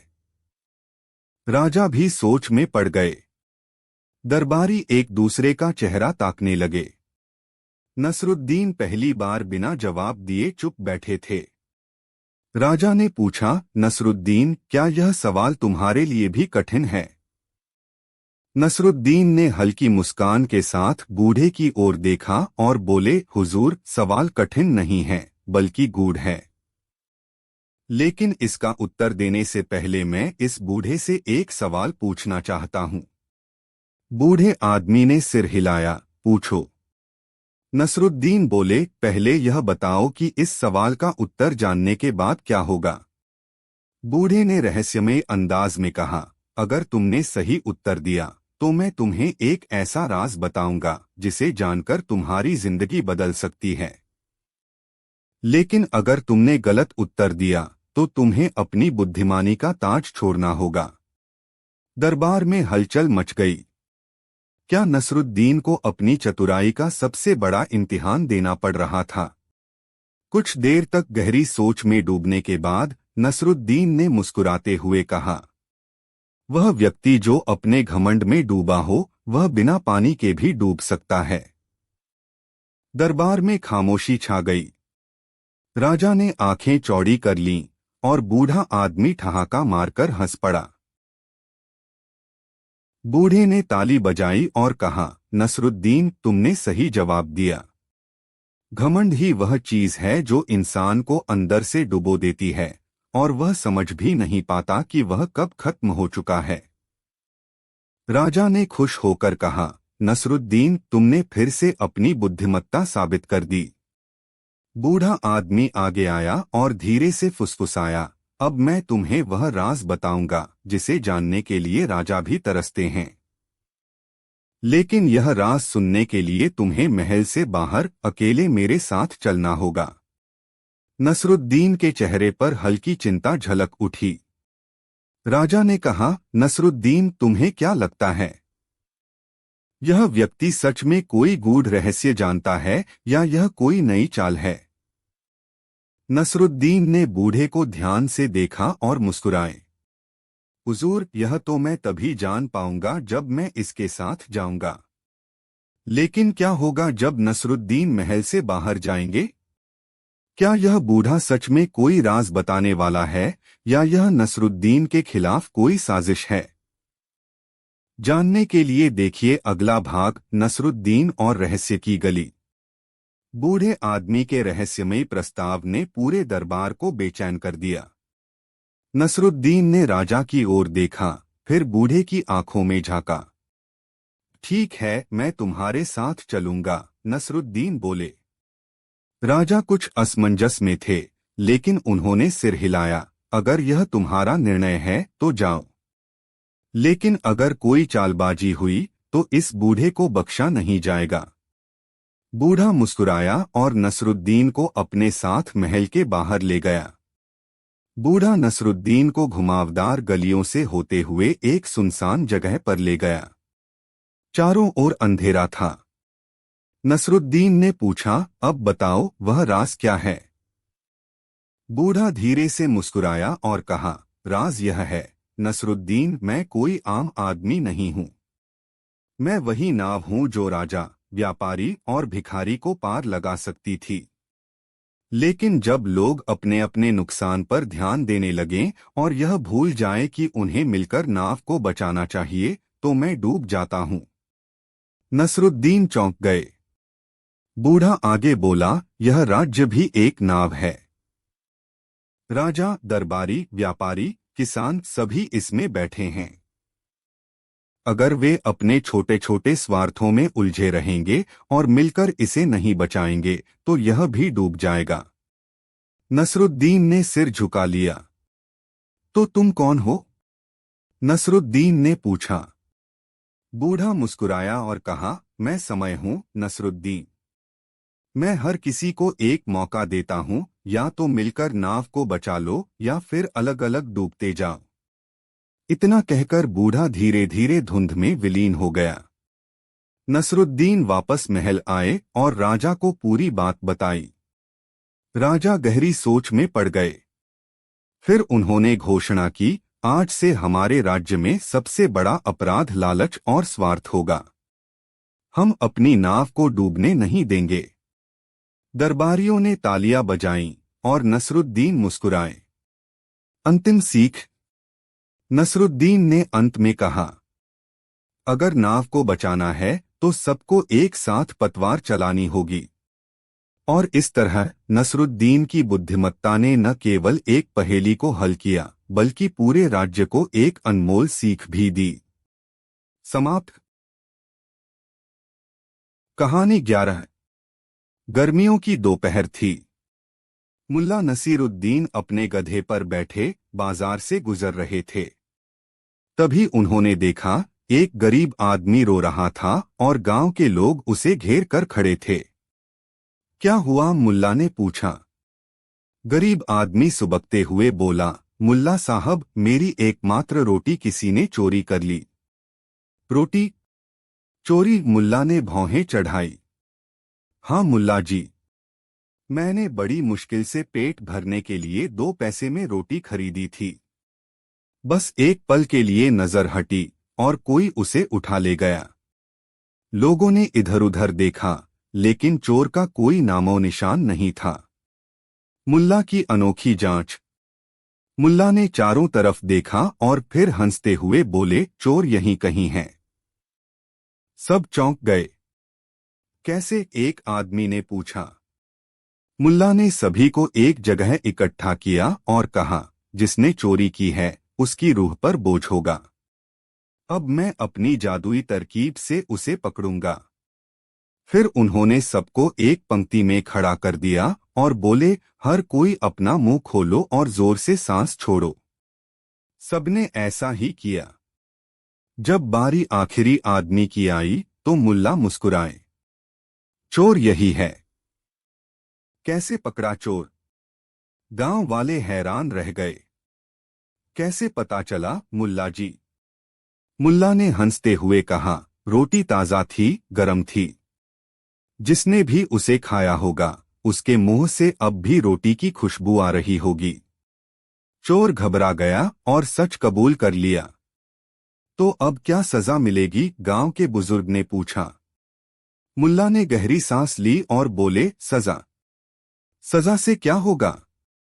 असली सजा तब होगी जब चोर खुद शर्मिंदा हो जाए। फिर मुल्ला ने चोर से कहा, तुम्हें गांव के बीच में खड़ा होकर ऊंची आवाज में बताना होगा कि तुमने क्यों चोरी की और तुम्हें कैसा महसूस हो रहा है। चोर सकपका गया, लेकिन उसने ऐसा ही किया। उसने कबूल किया कि वह लालच में आ गया था और आगे से ऐसा नहीं करेगा। सब हंस पड़े, लेकिन तभी गांव वालों ने तालियां बजाईं। चोर को अपनी गलती का एहसास हुआ और गरीब आदमी को मुआवजे में रोटियां भी मिली। लेकिन तभी एक सिपाही भागता हुआ आया। मुल्ला साहब, जल्दी चलिए, महल में हाजिर होने का हुक्म है। क्या हुआ? मुल्ला ने पूछा। सिपाही ने घबराकर कहा, राजा साहब को किसी ने मूर्ख बना दिया है और अब सिर्फ आप ही इस समस्या को सुलझा सकते हैं। मुल्ला ने सिर खुजाया और मुस्कुराए, चलो देखते हैं राजा साहब से ज्यादा चतुर कौन है। अगली कहानी, जब मुल्ला नसीरुद्दीन ने राजा को सबक सिखाया। क्या कोई राजा भी मूर्ख बन सकता है? और अगर बन सकता है तो उसे यह एहसास कैसे कराया जाए कि उसकी समझदारी असल में एक छलावा है। राजमहल का बुलावा। मुल्ला नसीरुद्दीन गांव के चौपाल में लोगों को हंसा ही रहे थे कि एक सिपाही घबराते हुए आया। मुल्ला साहब, राजा ने तुरंत आपको दरबार में बुलाया है। मुल्ला ने भौहें उठाईं, राजा साहब को अचानक मेरी याद कैसे आ गई? कहीं उनका ताज चोरी तो नहीं हो गया? सिपाही झेंप गया, नहीं नहीं, बस आप जल्दी चलिए। दरबार में हंगामा। राजमहल पहुंचते ही मुल्ला ने देखा कि दरबार में अजीब सा सन्नाटा पसरा था। राजा सिंहासन पर बैठे थे, लेकिन उनका चेहरा गुस्से से लाल था। आओ मुल्ला, देखो किसी ने मुझे मूर्ख बना दिया। अरे वाह, मुल्ला मुस्कुराकर बोले, मैं तो सोच ही रहा था कि इतनी बुद्धिमानी के बीच मूर्खता कैसे आ गई। राजा तिलमिला गए, मजाक मत करो मुल्ला। दरअसल कल एक व्यापारी आया और मेरे सामने एक अनमोल हीरा रखा। उसने कहा कि यह दुनिया का सबसे कीमती हीरा है और मैंने उसे 1000 सोने की मुद्राएं दे दी। लेकिन बाद में पता चला कि वह नकली था। दरबार में सन्नाटा छा गया। सब राजा की मूर्खता पर हंसने से बच रहे थे। मुल्ला की चुनौती। मुल्ला ने ठंडी सांस ली, तो आप ठगे गए हैं? राजा गुस्से से बोले, हाँ, और मैं चाहता हूं कि तुम उस व्यापारी को ढूंढकर मुझे न्याय दिलाओ। मुल्ला मुस्कुराए, ठीक है, लेकिन पहले एक छोटी सी परीक्षा हो जाए। राजा ने आंखें संकुचित कर ली, कैसी परीक्षा? राजा ही क्यों फंसे? मुल्ला ने दरबार के सभी मंत्रियों को एक एक करके बुलाया और राजा से पूछा, इनमें से कौन सबसे बुद्धिमान है? राजा ने अपनी पसंद के 4 सबसे चतुर मंत्रियों की ओर इशारा कर दिया। मुल्ला ने चारों मंत्रियों को राजा के पास खड़ा कर दिया और एक खाली संदूक मंगवाया। यहाँ इस संदूक में मैं कुछ रखूंगा और आपको बताना होगा कि यह अनमोल है या नहीं। मुल्ला ने संदूक में एक साधारण पत्थर रखा और ढक्कन बंद कर दिया। फिर चारों मंत्रियों से बारी बारी से पूछा, क्या इसमें अनमोल हीरा है? चारों मंत्री हड़बड़ाने लगे। कोई बोला शायद, कोई बोला देखे बिना कैसे कह सकते हैं। मुल्ला मुस्कुराए, यही तो हुआ राजा साहब के साथ। उन्होंने बिना देखे विश्वास कर लिया क्योंकि उन्हें बताया गया कि हीरा अनमोल है। दरबार में एक हलचल सी मच गई। राजा का बदला। राजा को अपनी मूर्खता का एहसास हुआ, लेकिन वह चुप रहे। फिर भी उनका गुस्सा कम नहीं हुआ। लेकिन मुल्ला व्यापारी तो चला गया, उसे पकड़ना होगा। मुल्ला ने सिर हिलाया, उसे पकड़ने की जरूरत नहीं। अगर वह एक बार ठग सकता है तो दोबारा भी ठगने आएगा, और जब आएगा तो इस बार हम उसे अपने ही जाल में फंसाएंगे। राजा ने उत्सुकता से पूछा, कैसे? मुल्ला ने धीरे से कहा, बस एक और सौदा करना होगा, लेकिन इस बार ठगा जाने वाला कोई और होगा। अगली कहानी, जब ठग खुद ठगा गया। क्या कोई ठग जो दूसरों को चकमा देने में माहिर हो खुद भी ठगा जा सकता है? और अगर हाँ तो ठग को ठगने वाला कितना चालाक होगा? राजा की नई चाल। राजा की आंखों में गुस्से की आग जल रही थी, लेकिन अब उनके पास मुल्ला नसीरुद्दीन का दिमाग भी था। तो मुल्ला, अब क्या किया जाए? मुल्ला मुस्कुराए, राजा साहब, ठग वापस आएगा, क्योंकि जिसने एक बार ठगा हो वह दोबारा ठगने से खुद को रोक नहीं सकता। लेकिन इस बार वह हमें पहचान लेगा, राजा ने शंका जताई। मुल्ला ने चुटकी बजाई, यही तो असली खेल है। उसे ऐसा लालच देना होगा कि वह अपनी ही चाल में फंस जाए। राजा ने सिर हिलाया, बात तो सही है, लेकिन तुम ऐसा क्या सोच रहे हो? मुल्ला हंसते हुए बोले, बस देखिए और मजा लीजिए। हीरे से भी कीमती चीज। अगले ही दिन पूरे शहर में एक अफवाह फैली, राजा के दरबार में एक अद्भुत चीज आई थी जो हीरे से भी कीमती थी। क्या लोग हैरान थे? हाँ, एक ऐसा पत्थर जो जिसे छू ले वह रातों रात अमीर हो जाए। इस अफवाह ने ठग के कान भी खड़े कर दिए। वह भेष बदलकर वापस शहर आया और राजा के दरबार की टोह लेने लगा। दरबार में जाते ही उसने देखा, मुल्ला नसीरुद्दीन हाथ में एक छोटा सा पत्थर लिए खड़े थे और राजा समेत सब लोग विस्मित होकर उसे देख रहे थे। यही है वह जादुई पत्थर, मुल्ला ने घोषणा की, जो भी इसे छुएगा वह अगले ही दिन सोने में लिपटा होगा। लोगों की आंखें चौंधिया गईं। लेकिन सबसे ज्यादा चमक ठग की आंखों में थी। अगर मुझे यह पत्थर मिल जाए तो मैं सारी दुनिया का सबसे अमीर आदमी बन जाऊंगा, उसने मन में सोचा। ठग का बड़ा दांव। ठग ने तुरंत योजना बनाई। वह एक अमीर व्यापारी के रूप में राजा के पास पहुंचा। महाराज, मैं इस पत्थर को खरीदना चाहता हूं, उसने कहा। राजा ने गंभीरता से कहा, यह कोई मामूली चीज नहीं। हम इसे किसी को भी नहीं दे सकते। ठग ने झुककर कहा, मैं 5,000 सोने की मुद्राएं दूंगा। राजा कुछ सोचने लगे। मुल्ला नसीरुद्दीन ने ठग की आंखों में लालच पढ़ लिया और धीरे से मुस्कुराए। राजा साहब, मुल्ला फुसफुसाए, इसे और बड़ा जाल बिछाने दो। राजा ने सिर हिलाया, नहीं, यह पत्थर अनमोल है, इसे बेचने का सवाल ही नहीं। ठग ने सोचा कि राजा इसे बेचने के लिए और ज्यादा पैसे की उम्मीद कर रहा है। ठीक है, ठग बोला, मैं 10,000 सोने की मुद्राएं दूंगा। राजा ने फिर से इनकार कर दिया। अब ठग के सिर पर लालच पूरी तरह हावी हो गया। ठीक है, 50,000 सोने की मुद्राएं, लेकिन अभी और इसी वक्त सौदा होगा। राजा ने मुल्ला की ओर देखा। मुल्ला ने सिर हिलाया और राजा ने सहमति दे दी। ठग ने एक भारी थैली राजा को दी और मुल्ला ने हंसते हुए जादुई पत्थर उसके हाथ में थमा दिया। बधाई हो, मुल्ला बोले, अब तुम्हारी किस्मत बदल जाएगी। ठग पत्थर लेकर खुशी खुशी भाग गया। सच सामने आया। एक हफ्ते बाद ठग फिर से दरबार में आया, लेकिन इस बार वह गुस्से से लाल था। यह पत्थर तो बिल्कुल बेकार है, उसने चिल्लाते हुए कहा। मुल्ला हंसने लगे, क्यों? तुम्हारी किस्मत नहीं बदली? नहीं, ठग चीखा। मुल्ला ने ठहाका लगाया, अरे मूर्ख, किस्मत तो सच में बदली है, पहले तुम ठग थे, अब तुम ठगे गए हो।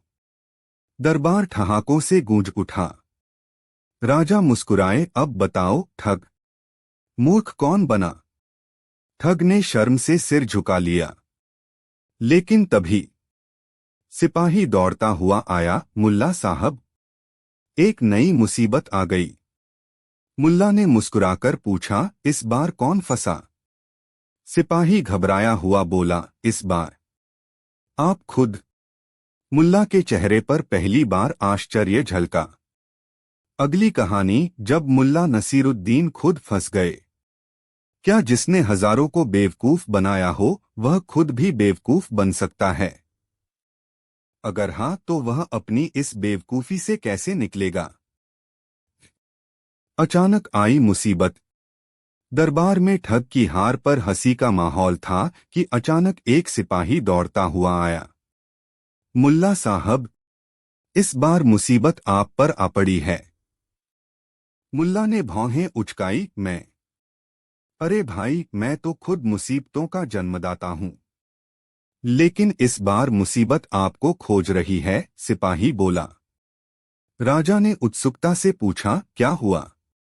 सिपाही ने घबराकर कहा, गांव के सबसे अमीर जमींदार ने मुल्ला नसीरुद्दीन पर धोखाधड़ी का आरोप लगाया है। उसने कहा कि मुल्ला ने उससे 100 सोने की मुद्राएं उधार ली थीं और अब लौटा नहीं रहे।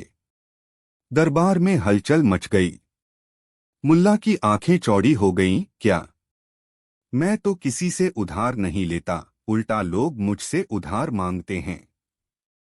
राजा गंभीर हो गए, अगर यह झूठ है तो इसे साबित करना होगा।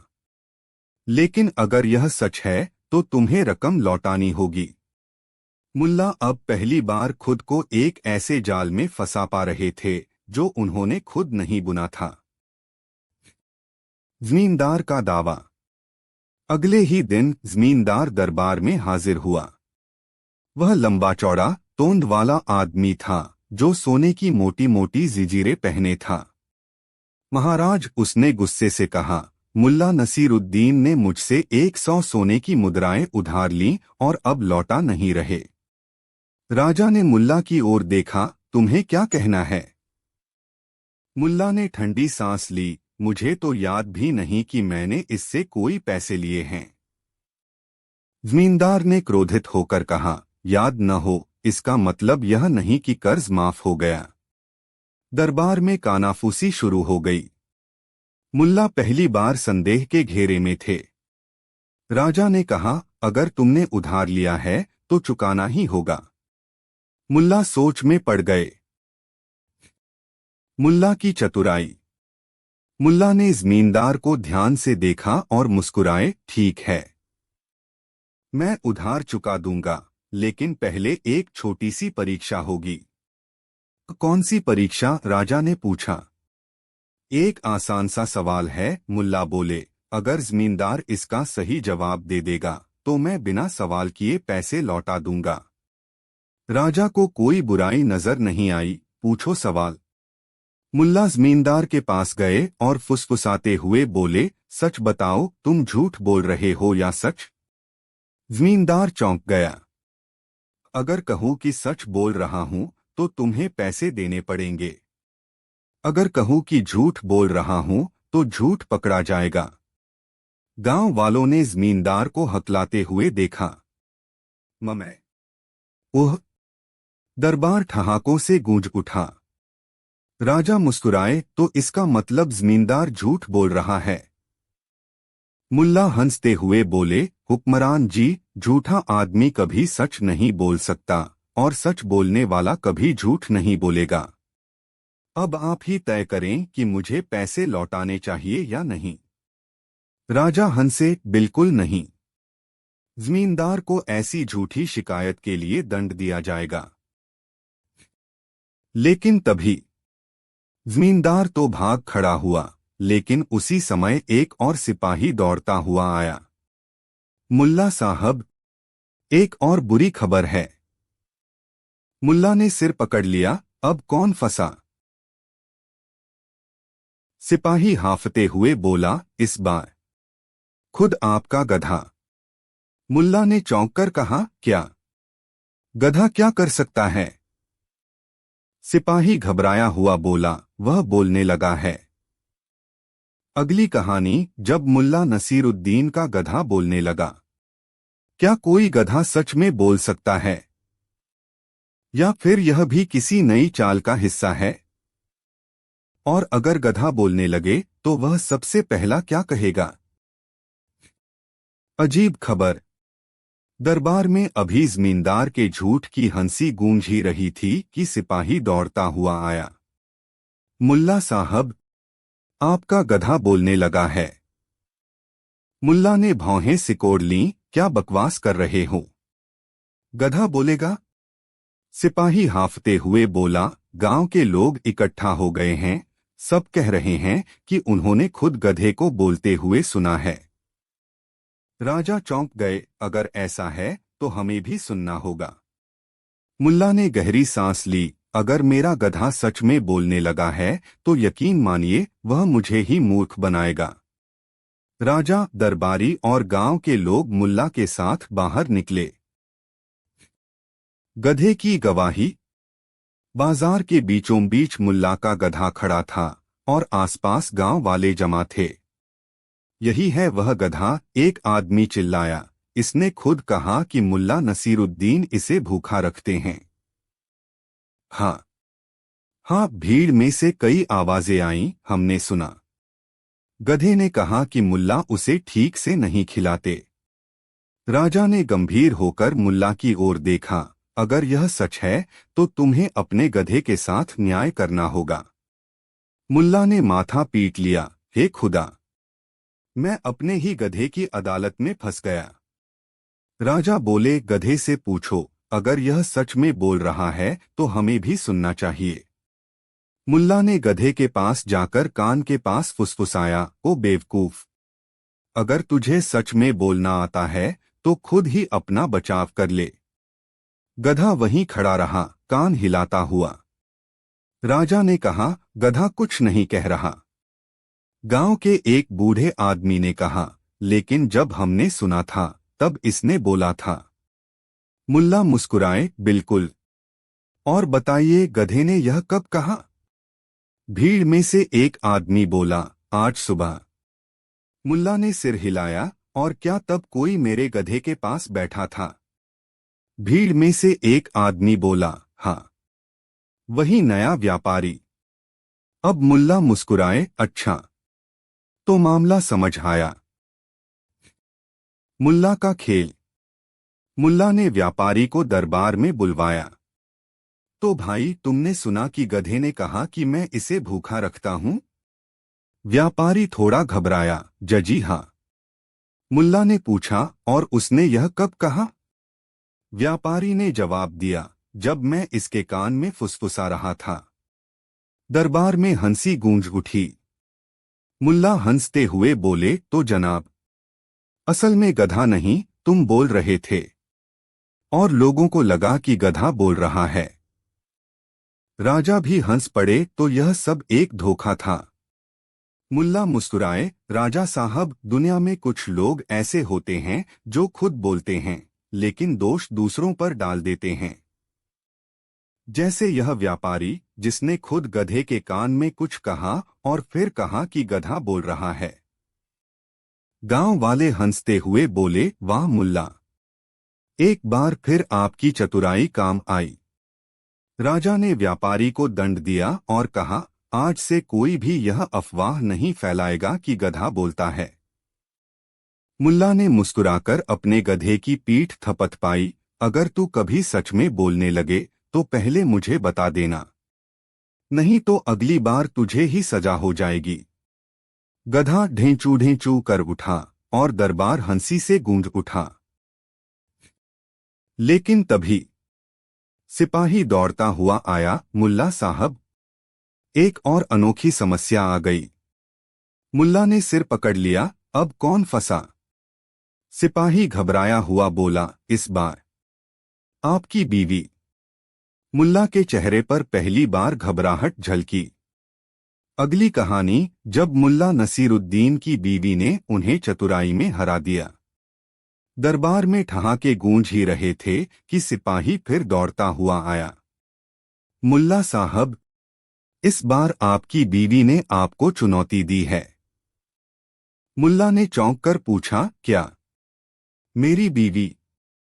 अब उसने क्या कर दिया?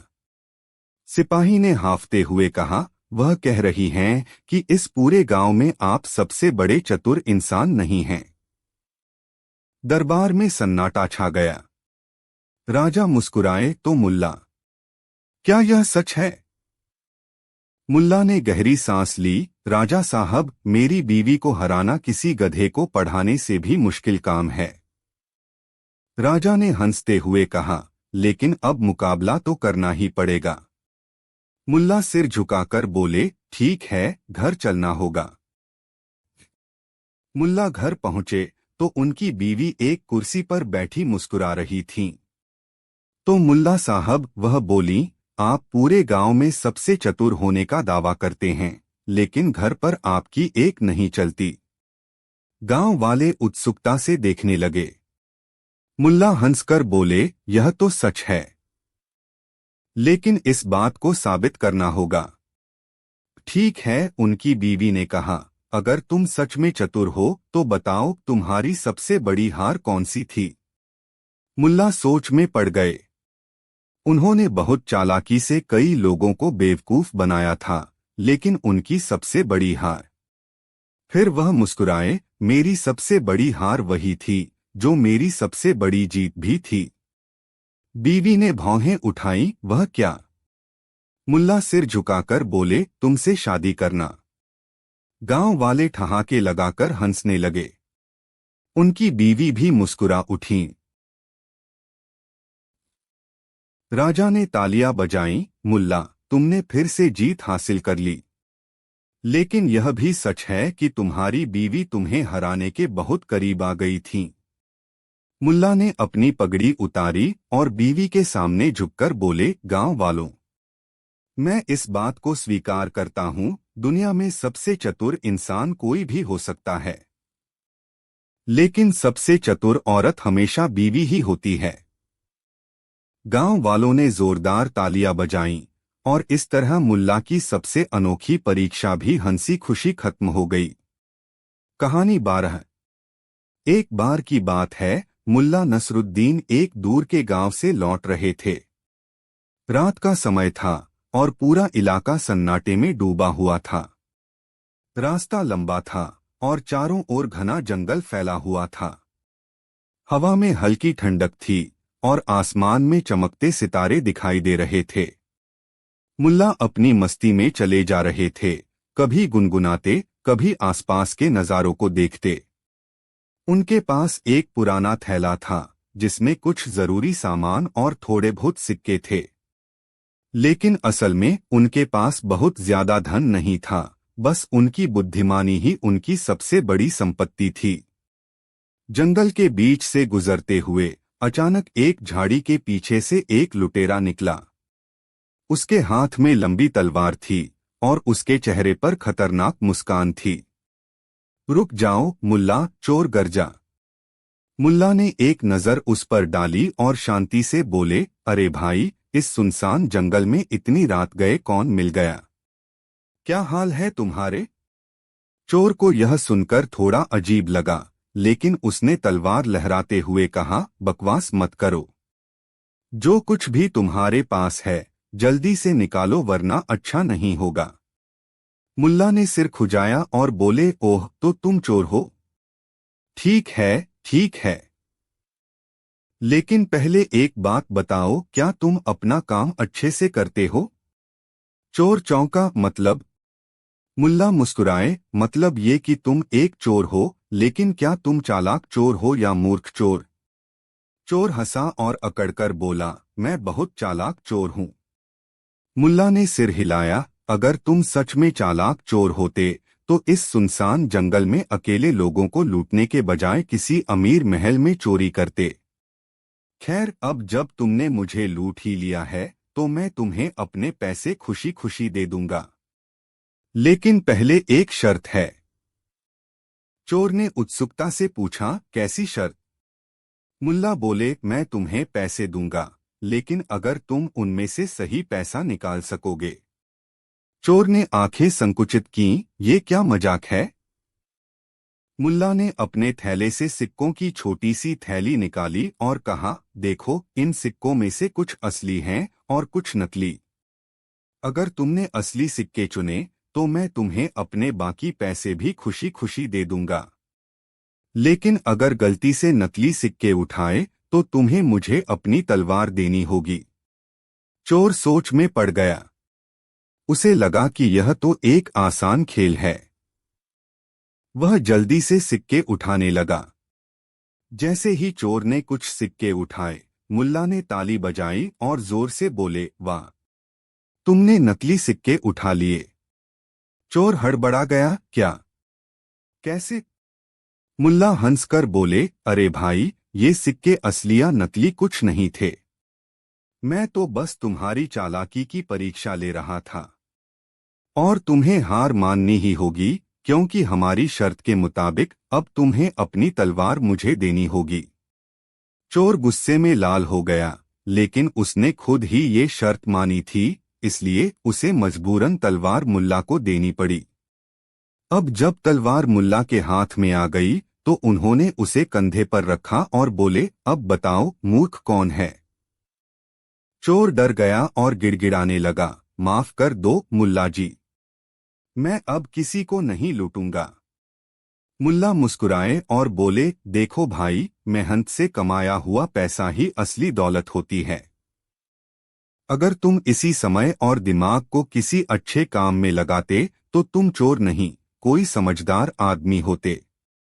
चोर को अपनी गलती का एहसास हुआ और उसने वादा किया कि अब से वह ईमानदारी से काम करेगा। मुल्ला ने उसे तलवार वापस दी और कहा, जाओ, अपने जीवन की दिशा बदलो। अगली बार अगर कोई चोर बनने की कोशिश करे तो उसे समझाने की कोशिश करना, जैसे मैंने तुम्हें समझाया। चोर ने सिर झुकाया और धन्यवाद कहकर वहां से चला गया। सीख: इस कहानी से हमें यह सीख मिलती है कि केवल ताकत ही नहीं, बल्कि बुद्धिमत्ता भी सबसे बड़ी शक्ति होती है। सही सोच और चतुराई से बिना लड़ाई के भी जीत हासिल की जा सकती है।